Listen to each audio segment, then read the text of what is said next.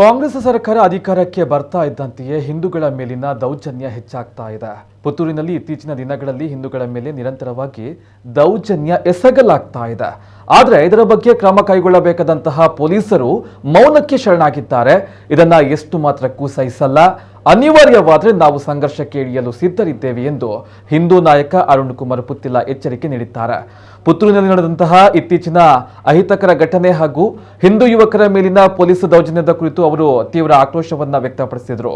ಪುತ್ತೂರಿನ ಪವಿತ್ರ ಮಣ್ಣಿನಲ್ಲಿ ದೌರ್ಜನ್ಯ ಎಸಗುವ ಅಧಿಕಾರಿಗಳಿಗೆ ಸೇವೆ ಸಲ್ಲಿಸುವ ಅವಕಾಶವನ್ನು ನಾವು ಕೊಡುವುದಿಲ್ಲ ಎಂದರು. ಹಿಂದೂ ಸಮಾಜ ಯಾವುದೇ ಕಾರ್ಯಕರ್ತನಿಗೂ ಹಲ್ಲೆ ದೌರ್ಜನ್ಯ ನಡೆದರೆ ಸುಮ್ಮನಿರಲ್ಲ. ಪೊಲೀಸ್ ದೌರ್ಜನ್ಯ ನಡೆಸಿದ ಪ್ರಕರಣಕ್ಕೆ ಸಂಬಂಧಪಟ್ಟಂತೆ ನಾವು ಮಾನವ ಹಕ್ಕು ಆಯೋಗಕ್ಕೂ ದೂರನ್ನ ನೀಡಲಿದ್ದೇವೆ. ಕಾಂಗ್ರೆಸ್ ಸರ್ಕಾರ ಬಂದಾಗ ಮಿತಿ ಮೀರಿದ ದೌರ್ಜನ್ಯ ನಡೆದಿದೆ, ಇದನ್ನು ನಾವು ಸಹಿಸಲ್ಲ. ಮುಂದಿನ ದಿನಗಳಲ್ಲಿ ಯಾವುದೇ ಅಹಿತಕರ ಘಟನೆ ನಡೆದರೆ ಇದಕ್ಕೆ ಇಲಾಖೆಗಳೇ ಕಾರಣರಾಗ್ತಾರೆ. ಹಿಂದೂಗಳಿಗೆ ನ್ಯಾಯ ಕೊಡಲು ನಾವು ಸದಾ ಸಿದ್ಧರಿದ್ದೇವೆ.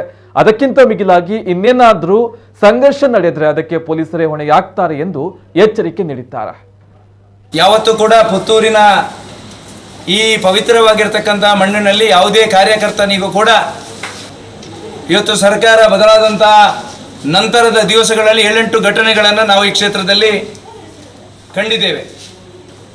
ವಿಟ್ಲದಲ್ಲಿ ನಡೆದಿರತಕ್ಕಂಥ ಸಹೋದರಿಯರ ಅತ್ಯಾಚಾರದ ಪ್ರಕರಣಗಳು, ಗ್ಯಾಸನ್ನು ಸಪ್ಲೈ ಮಾಡತಕ್ಕಂಥ ವ್ಯಕ್ತಿಯ ಮೇಲೆ ನಡೆದಿರತಕ್ಕಂಥ ಹಲ್ಲೆಗಳು, ಕರ್ನಾಟಕದಲ್ಲಿ ಕೇಸರಿ ಬಟ್ಟೆಯನ್ನು ಹುಟ್ಟಿದ್ದಾರೆ ಅನ್ನತಕ್ಕಂಥ ಒಂದೇ ಒಂದು ಯೋಚನೆಗೋಸ್ಕರ ಅವನ ಮೇಲೆ ನಡೆದಿರತಕ್ಕಂಥ ಹಲ್ಲೆ, ನಿನ್ನೆ ಕಾವಿನಲ್ಲಿ ನಡೆದಿರತಕ್ಕಂಥ ಬ್ಯಾನರ್ಗಳಿಗೆ ಮಸೀದಿಯಿಂದ ಹೋಗತಕ್ಕಂಥ ಸಂದರ್ಭದಲ್ಲಿ ಅಳವಡಿಸಿದಂಥ ಬ್ಯಾನರ್ಗಳಿಗೆ ಕಲ್ಲು ಬಿಸಾಡ್ತಕ್ಕಂಥ ಕೆಲಸ ಕಾರ್ಯ, ನಿನ್ನೆ ಸವಣೂರು ಭಾಗದಲ್ಲಿ ಕೇಸರಿ ಬಟ್ಟೆಯನ್ನು ಧರಿಸ್ತಕ್ಕಂಥ ಕಾರ್ಯಕರ್ತರ ಮೇಲೆ ಹಲ್ಲೆ ನಡೆದಕ್ಕಂಥ ವಿದ್ಯಮಾನ, ಇವೆಲ್ಲವನ್ನು ನಾವು ಸೂಕ್ಷ್ಮವಾಗಿ ಗಮನಿಸಿದ್ದೇವೆ.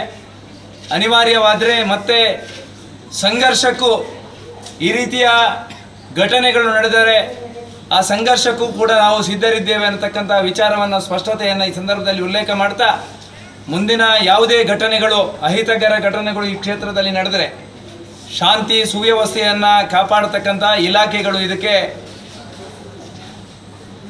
ಇಲಾಖೆಗಳೇ ಕಾರಣವಾಗ್ತದೆ ಅಂತಕ್ಕಂಥ ಎಚ್ಚರಿಕೆಯನ್ನು ಕೂಡ ಈ ಸಂದರ್ಭದಲ್ಲಿ ಉಲ್ಲೇಖ ಮಾಡ್ತಾ, ಯಾವತ್ತೂ ಕೂಡ ನಾವು ಹಿಂದೂ ಸಮಾಜದ ಜೊತೆಗೆ ಇದ್ದೇವೆ. ಹಿಂದೂ ಸಮಾಜದ ಯಾವುದೇ ಕಾರ್ಯಕರ್ತನಿಗೂ ಕೂಡ ಹಲ್ಲೆ ಅಥವಾ ನೋವಾದಂಥ ಸಂದರ್ಭದಲ್ಲಿ ಅವರ ಜೊತೆ ನಿಂತು ನ್ಯಾಯ ಕೊಡತಕ್ಕಂಥ ಕೆಲಸ ಕಾರ್ಯಗಳನ್ನು ಮುಂದಿನ ದಿವಸದಲ್ಲಿ ಮಾಡಲಿಕ್ಕಿದ್ದೇವೆ ಅಂತಕ್ಕಂಥ ವಿಚಾರವನ್ನು ಈ ಸಂದರ್ಭದಲ್ಲಿ ಅತ್ಯಂತ ಸ್ಪಷ್ಟವಾಗಿ ಉಲ್ಲೇಖ